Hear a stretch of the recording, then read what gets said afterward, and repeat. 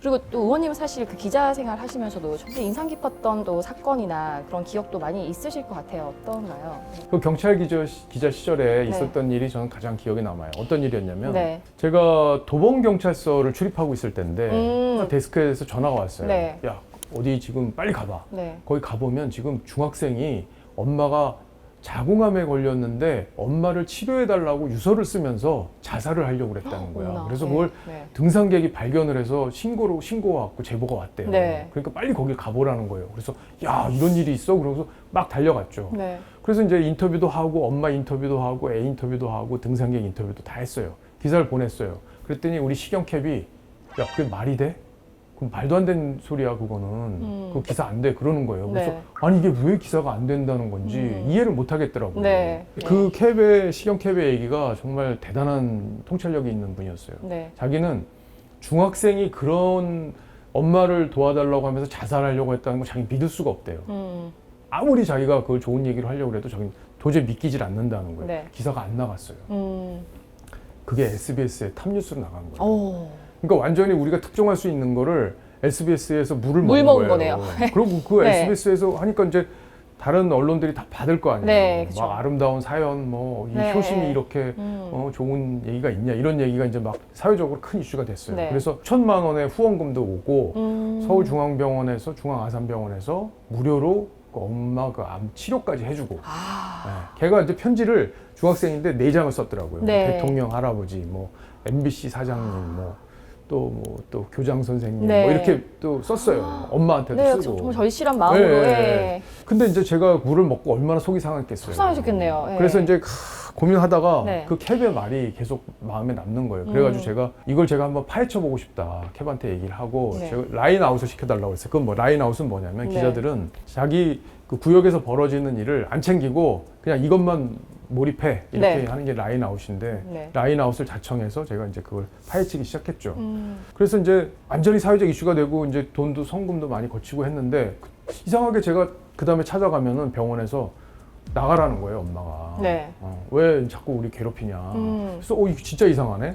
이제 점점 이상한데 애를 또 제가 중학교도 찾아가서 만나려고 했더니 애가 입을 딱 닫아버리고 야, 이건 진짜 이상하다 네. 생각해서 근데 방법이 없잖아요. 네네. 뭔가 이상하긴 한데 그 이상한 게 뭔지를 그 팩트를 찾아내기가 어려운 거예요. 네. 그래서 제가 뭘 했냐면 그 집 앞에 그 아파트였는데 이렇게 쭉 복도식 아파트였어요. 네. 그 집 앞에 보니까 쓰레기 봉투가 2개가 있더라고요. 제가 그걸 두 개 다 들고 나와가지고 인근 초등학교 가가지고 그 운동장에다 그걸 다 이제 봉투를 열었어요. 아, 네네. 근데 거기서 뭐가 나오는지 아세요? 뭐가 나왔어요?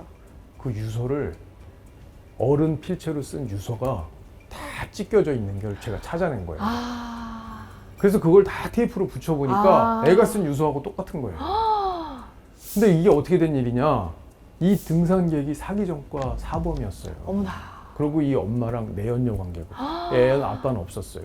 그러니까 둘이 그렇게 사기를 공모를 한 거예요. 애가 이용당한 거네요. 이제. 그렇죠. 네. 애는 이용당한 네. 거죠. 야, 진짜 그걸 딱 붙이고 났더니 소름이 쫙 돋는 거죠.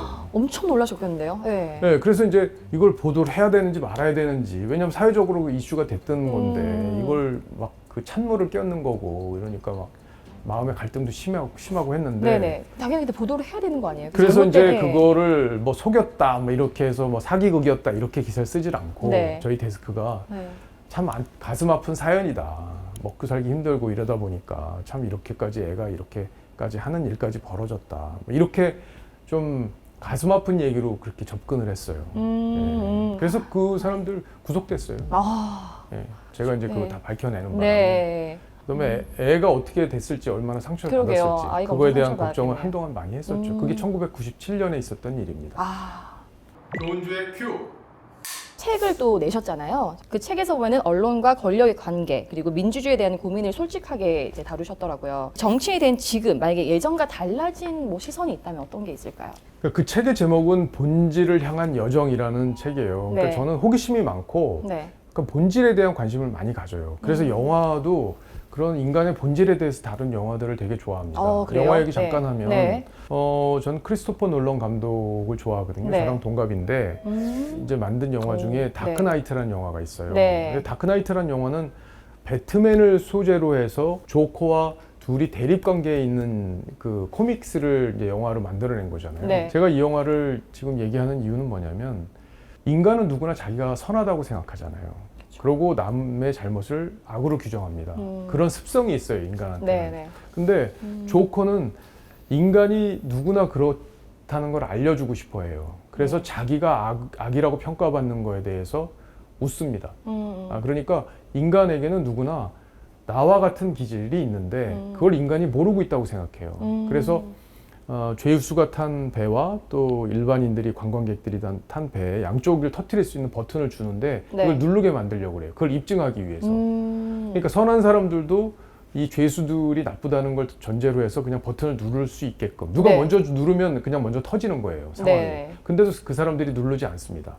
그런데 결국에는 어떤 극단적인 이제 상황으로 만들어가냐, 하비덴트라는 검사가 있거든요, 거기. 네. 근데 그 검사는 정의의 화신이잖아요, 검사라는 직업이. 네. 근데 그 검사의 얼굴을 반을 태워요. 그래서 반은 해골만 남게 만듭니다. 그래서 인간이 가진 가장 극단적인 모습, 선과 악이 공존하는 모습을 그 검사를 통해서 보여주는 거죠. 근데 이 단순한 코믹스를 네. 그런 인간의 가진 본질적인 측면으로 연결시키는 거예요. 예, 그리고 거기서 이제 배트맨이 그런 얘기를 해요. 그러니까 조커가 잡혀와서 배트맨이 신문을 하는 과정이 있어요. 네. 거기서 조커가 그런 얘기를 합니다. 나는 너를 죽이고 싶지 않아. Because you complete me. 네가 나를 완성시켜. 이런 얘기를 합니다. 그건 뭐냐면 배트맨도 정의를 추구하는 사람이긴 하지만 법의 경계를 넘어요. 그러니까 마음대로 가서 사람 때리고 잡아오고 네. 막 이렇게 하잖아요. 그러니까 이 법의 테두리라는 경계를 인간이 정했는데 네. 이 인간이 정한 테두리를 배트맨이 넘고 있고 그건 너와 내가 거울을 보는 것처럼 비슷하다는 거를 보여줍니다. 그래서 사실 그 영화는 인간이 갖고 있는 악의 어떤 단면 이런 것들을 돌아보게 한다는 측면에서 굉장히 이제 의미가 있는데 이 얘기를 왜 이게 딴 데로 돌다 보니까 지금 딴 데로 왔는데 책 얘기하시다가 그래서 이제 본질을 향한 여정. 네. 그래서 제가 기자를 하고 네. 또 정치를 하고 네. 이런 것들이 그런 본질적인 부분을 탐구해서 네. 개선하고 이런데 제가 쓰임이 있기 위해서 일하고 있다는 점을 강조하기 위해서 그렇게 책 제목을 잡았던 거예요. 네네. 조은주의 큐. 그리고 의원님 보면은 그동안 뭔가 엘리트 코스만 밟아온 그런 느낌이 드는데 혹시 인생 살면서 의원님도 엄청 힘들었던 어떤 경험이나 이런 게 있으신지, 그리고 그런 게 있었다면 가장 힘들었던 때 경험은 어떤 건지 궁금합니다. 제가 대학을 네. 사수를 했어요. 사수요? 예, 진짜요? 전문 용어로 하면 장수생이라고 하죠.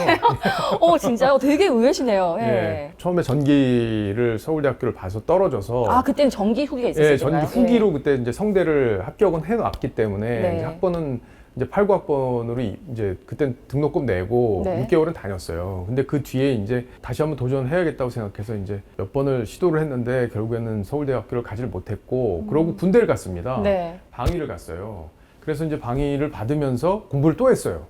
그래서 우리 이제 그 중대장님이 네. 허락을 해줬어요. 공부할 수 있게. 그리고 시험도 볼 수 있게 휴가도 내서 볼 수 있게 해주시고. 그래서 네. 제가 이제 연세대학교를 들어갔는데 이제 세 번째 떨어지고 군대를 갔을 때는 네. 정말 굉장히 힘들었던 것 같아요. 그리고 이제 아버지가 사실은 제 동생도 사수를 하고 저도 사수를 했는데 저희 둘이 연년생이었기 때문에 네.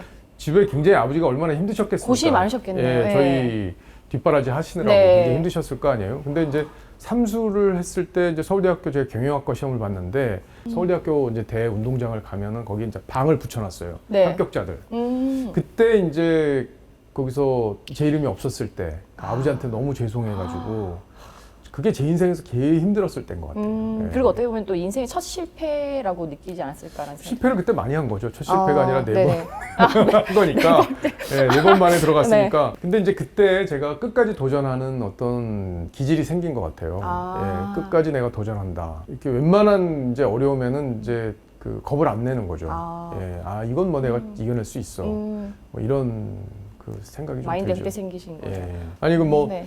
살다 보면 어려울 때 이거 네. 별로 이거 얘기는 아니요, 얘기해 주세요. 아니 약간 좀 지저분한 얘기라. 아니요, 해주세요. 저희는 그런 지저분한 얘기 좋아합니다. 그것도 한 10수년 전 얘기인데 네. 화장실이 급한 거예요. 네네. 버스를 탔어요. 서울까지 오는데 네. 한 용인쯤에서부터 이제 배가 너무 아파서 참기가 힘든 거예요. 네. 이런 얘기 해도 돼요? 그럼요. 네. 근데 너무 힘든 거예요. 네. 그래서 분당쯤 왔을 때 네. 도저히 안 되겠어서 갔어요. 네. 기사 아저씨한테 저 그냥 여기다 버리고 가시라고. 저 뭐 도저히 안 되겠으니까 좀 틀렸어. 약간. 난 여기서 틀렸어. 더 시간이 지나면 네. 대참사가 벌어질 수 있으니까 좀 버리고 가시라고 네. 했는데 그 아저씨가 완전히 단호하셨어요. 아, 참을 수 있으니까 네. 가라. 가자, 끝까지 참아라. 가자. 그래서 제가 네. 뒷자리였는데 뒷자리로 돌아오지를 못했습니다. 그리고 거기서 그냥 자리에 네. 그냥 앉아가지고 네. 끝까지 이를 악물고 참았어요. 어. 근데 그게 되더라고요. 네. 근데 그 뒤에는 예를 들어 우리가 때를 놓쳐서 화장실을 못 갔는데 좀 가야 되는데 당장 못 갈 수가 있잖아요. 네. 두렵질 않아요. 내가 그걸 이겨냈기 때문에 이건 뭐 별거 아니다라는 생각이 네. 그냥 쉽게 들어요. 아. 그래서 이게 그 생각을 제가 그래서 해요. 네. 어떤 제가 참을 수 없는 힘든 일이라든지 고통이 왔을 때 네. 이거는 그렇게까지 내가 못 견딜 정도는 아닐 거야 라는 생각을 하는데 이게 정말 자꾸 색다른- 잊어버려 주세요. 아니요. 저는 되게 굉장히 방금 인상 깊고 네. 아니 그 의원님 보면은 굉장히 뭔가 엘리트 코스를 이렇게 밟아오고 예. 뭔가 되게 좀 거리감이 느껴지셨는데 예. 방금 그 얘기 하시니까 되게 인간미가 느껴지고 제가 이거 태어나서 되게 처음 친근감 하는 얘기 느껴지네요. 같아요. 이거 듣고 잊어버려 주세요. 아니요. 저는 노은주의 큐. 자신만의 확고한 철학 이런 것도 되게 딱 분명하게 확고하게 있으실 것 같아요. 혹시 인생에서 나를 딱 잡아준 어떤 뭐 좌우명이나 어떤 그런 원칙 그런 게 있으실까요? 좌우명은 네. 중학교 때 좌우명을 내라고 그러더라고요. 선생님이 네. 담임 선생님이 내라고 그래서 제가 냈는데 네. 그때 신문을 보고 제가 이거 좋은 말이네 하고 냈던 게 있어요. 네. 그게 일신우일신입니다. 일신우일신. 예. 예. 저도 굉장히 좋아하는 말이에요. 예, 네. 그래서 이게 은나라 때 탕왕이 한 말이거든요. 네. 그러니까 이제 세수대야를 보면서 매일 자기가 돼야 된다 이러는 일종의 강박 같은 거예요. 네. 새로워지지 않으면 못 견뎌야 된다는 거잖아요. 그러니까 매일 새로워진다는 게 또 얼마나 힘든 일입니까? 그런데 우리가 사실은 삶을 나아지게 만드는 그 정신이 저는 일신우일신인 것 같아요. 우리 삶을 계속 좋은 방향으로 우리가 끌고 가야 되고 또 네. 인류가 그렇게 계속 좋은 방향으로 여기까지 왔기 때문에 인류가 이렇게 행복하게 살 수 있는 거 아니겠습니까? 정치도 그러기 위해서 해야 된다고 생각하고 그리고 늘 혁신하기 위해서 나 자신이 구태에 머물러 있으면 안 된다라는 스스로에 대한 채찍질 이런 것들을 지금도 하고 있는 것 같아요. 그때 어떻게 해서 그걸 좌우명으로 골랐는지 모르겠지만 네. 그 좌우명이 저한테는 굉장히 지금까지도 남아있고 명리학적으로 사주학적으로 볼 때 상관이라는 기질 이게 일신이하고 똑같은 맥이 다 있는 거예요.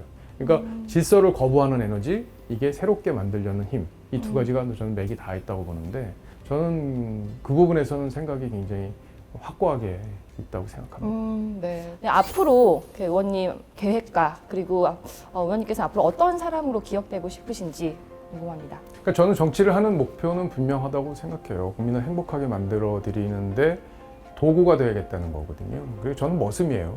머슴이라는 생각을 한 번도 잊지 않았습니다. 그리고 지역구 가서도 늘 머슴이라고 얘기합니다. 그 머슴은요, 주인의 생각을 또 잘 살펴야 되고 주인들이 행복하게 만드는 게 머슴의 존재의 이유잖아요. 네. 그러니까 그런 생각을 가지고 앞으로도 정치를 할 거고요. 그러다 보면 국민들로부터 저는 존중받고 사랑받을 거라고 믿습니다. 그래서 국민들로부터 정말 박수받는 그런 정치인이 되고 싶습니다. 네. 네. 저희도 열심히 응원하도록 하겠습니다. 네, 고맙습니다. 네, 지금까지 박정훈 국회의원님과 함께했습니다. 고맙습니다.